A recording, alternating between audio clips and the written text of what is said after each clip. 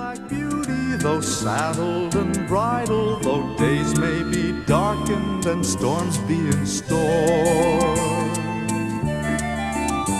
Black beauty, the countryside's calling and saying, Black beauty, you'll run free once more.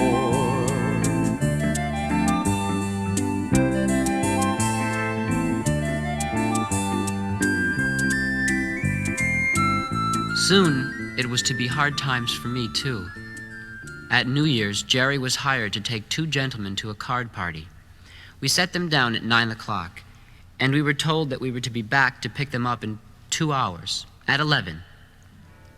As the clock struck 11, we were at the door, for Jerry was always on time. The clock struck the quarter hours, 1, 2, 3, and then struck midnight. Still, the door did not open. The wind started to blow, sharp and cold. There was no shelter. Jerry got down and pulled my blankets over me, so at least I was somewhat protected. But he was not. The chimes rang 12:30, and still the gentlemen did not come out. Finally, at 1:15 in the morning, they came and told Jerry where to take them. It was nearly 2 miles. My legs were numb and cold. By the time we got to our homes, Jerry was not well. Polly, I'm chilled to the bone. But first, get the horse something warm. Next morning, I was feeling fine again. But the doctor came to Jerry's house. He grew better, but the doctor warned him that he would be shortening his life if he ever went back to driving a cab. Well, my beauty, it looks like my driving days are over. The family and I are going to have to leave this hard city. We've rented a cottage in the country, and the doctor says that's the way I've got to live from now on. No more cold winter nights waiting for fine gentlemen to finish their card parties. Oh, beauty, it's hard to leave you. Let me tell you that. But I've got a friend who will treat you fair and square. You'll be in fine hands, beauty. You'll see. This was heavy news for me, for I was no longer young, and soon I was led away to my new place.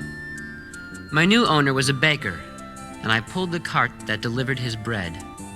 The baker himself was a nice man, but the foreman of his bakery was not. He'd load up the cart full as he could to save trips for himself, and after a few months of pulling the heavy cart, I found that the work was taking my strength. The baker decided to sell me, and so it was that soon again I had a new owner.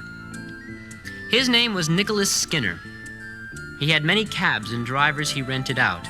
He was hard on the horses, and I never knew until then the full misery of a cab horse's life. Sometimes on a Sunday morning, a party of men would hire the cab for the day.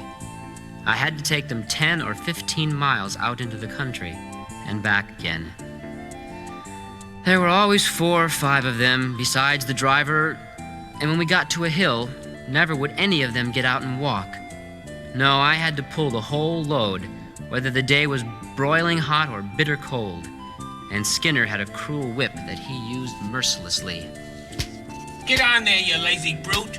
Get on! Still, I did the best I could, but before long, the heavy work, the long hours, the cruelty, they all took their toll on me. The doctor came and told Skinner that there wasn't an ounce of strength left in me, and that I couldn't work for 6 months until I rested and recovered.